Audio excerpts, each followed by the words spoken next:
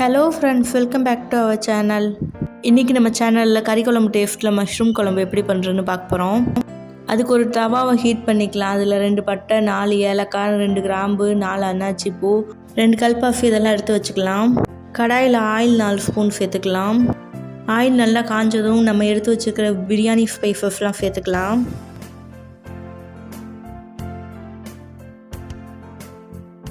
இதில் இப்போ 100 கிராம் சின்ன வெங்காயத்தை நீல வாக்கில் கட் பண்ணி வச்சுருக்கேன், அதையும் சேர்த்துக்கலாம். அது கூடவே ஒரு கொத்து கருவேப்பிலை சேர்த்துக்கலாம்.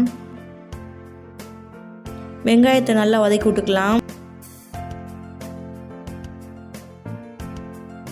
இப்போ பாருங்கள், வெங்காயம் நல்லா வதங்கிருச்சு. 2 தக்காளியை பொடியை கட் பண்ணி வச்சுருக்கேன், அதையும் இது கூட சேர்த்துக்கலாம்.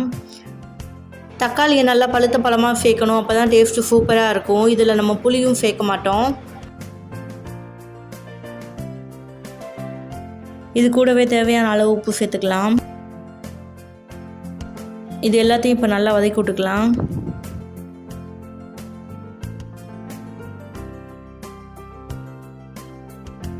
இப்போ பாருங்கள், தக்காளி வெங்காயம்லாம் நல்லா வதங்கியிருக்கு. இதில் 200 கிராம் மஷ்ரூம் எடுத்து நல்லா கழுவிட்டு கட் பண்ணி வச்சுருக்கேன், அதையும் இது கூட சேர்த்துக்கலாம். மஷ்ரூமை பெரிய பெரிய பீஸாக கட் பண்ணி நம்ம சேர்த்துக்கலாம்.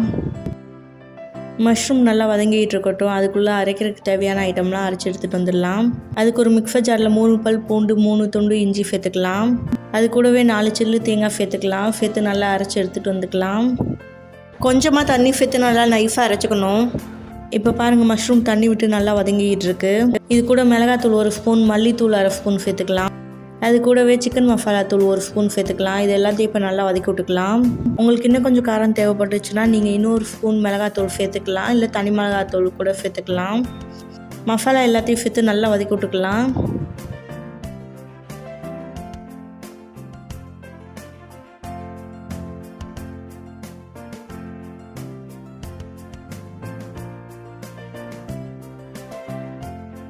இப்போ பாருங்கள், மசாலா எல்லாத்தையும் சேர்த்து நல்லா வதக்கி விட்டாச்சு. இப்போ நம்ம அரைச்சி எடுத்துகிட்டு வந்த தேங்காய் பேஸ்ட் இது கூட சேர்த்துக்கலாம். சேர்த்துட்டு அதோட 200 ml தண்ணி சேர்த்து நல்லா கலந்து விட்டுக்கலாம்.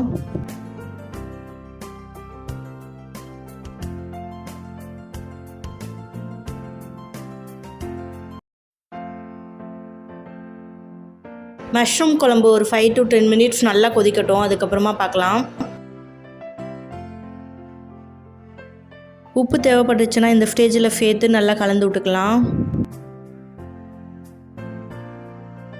இப்போ பாருங்கள், பச்சை வாடையெல்லாம் போய் மஷ்ரூம் குழம்பு நல்லா ரெடி ஆயிடுச்சு. இதை இறக்கிடலாம்.